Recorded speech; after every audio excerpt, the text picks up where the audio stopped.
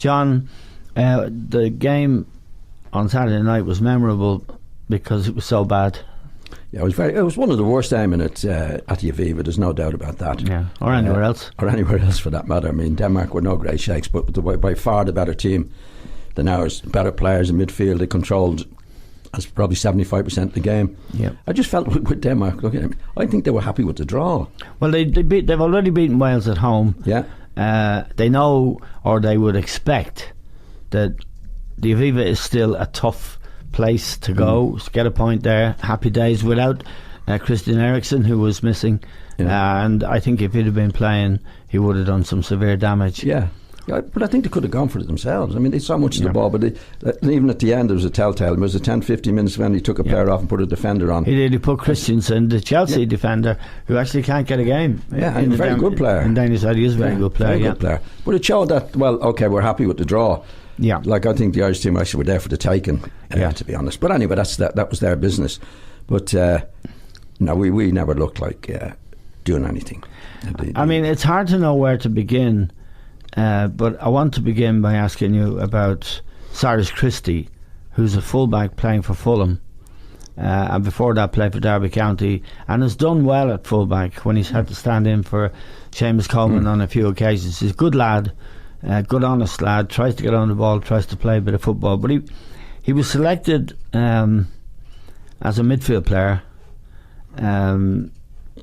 to make room for Matt Doherty, who was making his competitive debut for Ireland, and who's in the Wolves team in the Premier League doing really well.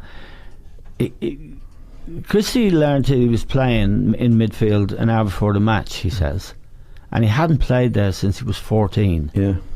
And he was named by some experts as the man of the match. I thought he had a nightmare.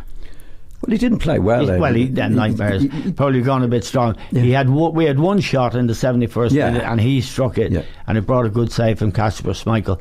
But how can you play a fullback in midfield in a team that is full of changes without telling him? There's no logic to it, Eamon. But what was funny with Martin's remarks, he said, I'm putting him in and also to help out Doherty. I thought that's strange. You see, there seemed to be a bit of a thing with Martin, with Doherty and Christie, because he was criticised. He's been on Doherty's case. Yeah, he hasn't picked him, and that's why he had to go at him. He had to go at Alan Shearer.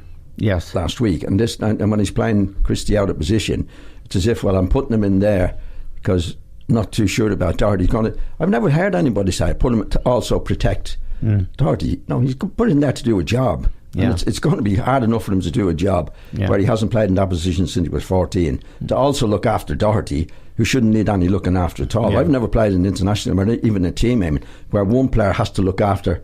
He either deserves to be in the team for what he can do, not for anybody to look after him. But anyway, Christie, he is a game lad, and he has a go, as we saw. He did as well as anybody else, and that's not saying too much because none of the other players really did play very well.